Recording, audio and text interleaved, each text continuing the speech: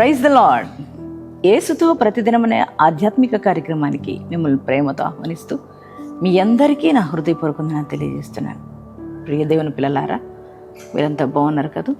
ప్రతిదినము వాగ్దానం కొరకు ఎదురు చూస్తున్నారు కదా? చక్కటి శ్రేష్టమైన వాగ్దానాల ద్వారా ప్రభు మనతో మాట్లాడుతూ మనల్ని బలపరుస్తున్నారు. ఈ దినము కూడా చక్కటి శ్రేష్టమైన వాగ్దానం మనకిచ్చారు. వాగ్దానం ఏంటో చదువుకుందాం.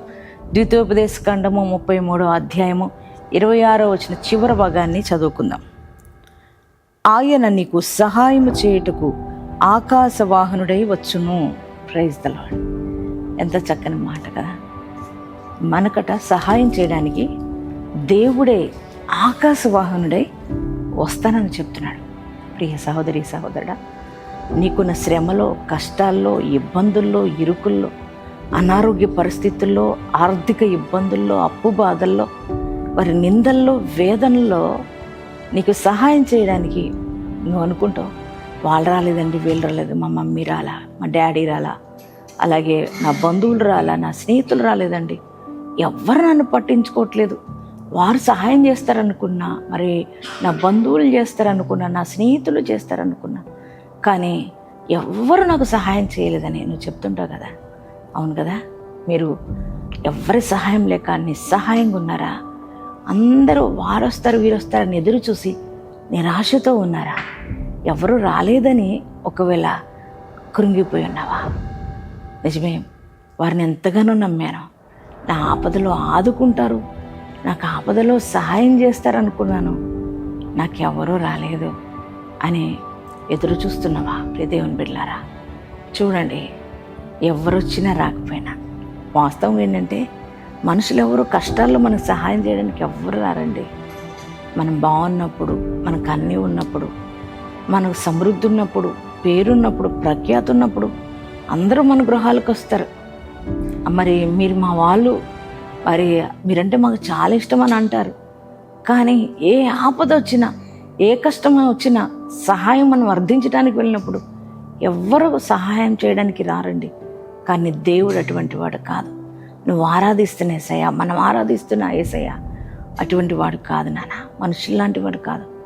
ఆయన నువ్వు ఆపదలో ఉండి, కష్టంలో ఉండి, ఇరుకుల్లో ఉండి, ఇబ్బందుల్లో ఉండి, అబ్బా తండ్రి నాకు సహాయం చేయయ్యా అని నువ్వు అడిగితే దేవుడు నీకు ఖచ్చితంగా సహాయం చేసే దేవుడు అన్నాడు.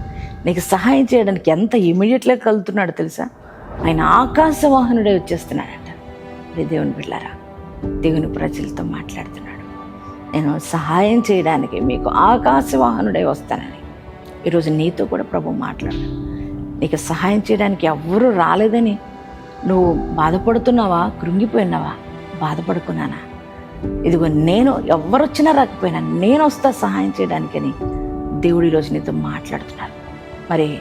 అందుకే కదా దావీదు కూడా అంటాడు, కొండల తట్టు నీ కన్నులు ఎత్తుతున్న నాకు సహాయం ఎక్కడి నుంచి వచ్చును?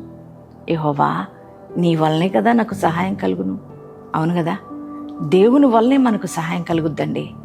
ఎవ్వరూ మనకు సహాయం చేసేవారు లేరు.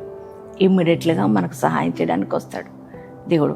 షడ్రకు మెషకు అబేద్నెగోలు అగ్నిగుండంలోకి వచ్చినప్పుడు కదా, వారికి సహాయం చేయడానికి, అగ్ని నుంచి తప్పించడానికి దేవుడు ఆకాశవాహనుడై వారి దగ్గరికి వచ్చాడు. అదే దేవుడు ఈరోజు నీతో కూడా మాట్లాడుతున్నాడు.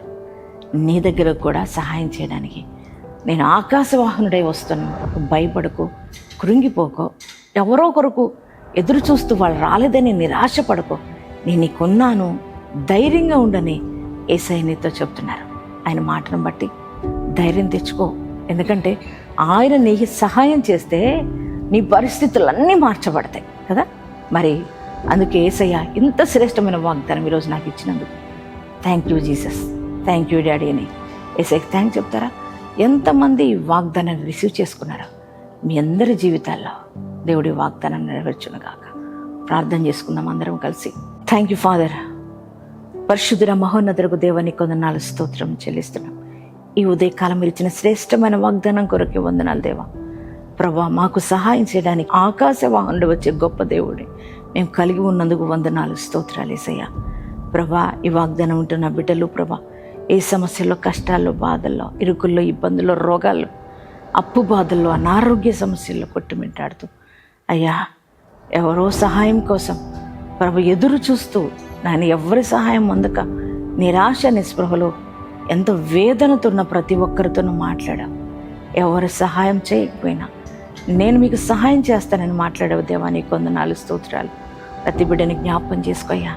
వారికి నా అప్పు బాధలు అన్నిటిలోంచి కూడా యేసుక్రీస్తు నామంలో వారికి విడుదల కలుగునుగాక. అయ్యా, రోగులైన ప్రతి ఒక్కరిని ముట్టుకొనండి, స్వస్థపరచండి. గర్భఫలం లేని బిడ్డల గర్భాలు తెరవండి. ఉద్యోగాలు లేని వరకు ఉద్యోగాలు దయచండి. అయ్యా ప్రభా, వివాహం కాని పిల్లలకు వివాహాలు జరిగించండి. సొంత గృహం లేని వారికి సొంత గృహాలు దయచండి.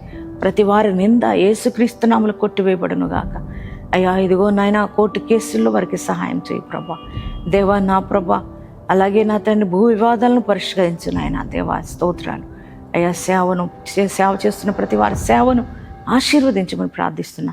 ఈ దినం ప్రభా, మ్యారేజ్ డిస్బాడీ చేసుకున్న ప్రతి వారిని అయ్యా నూతన కృపతో, నూతన దీవెనలతో నింపి మహిమ పొందుకొనమని యేసు నామంలో ప్రార్థిస్తున్నాం తండ్రి. ఆమెన్.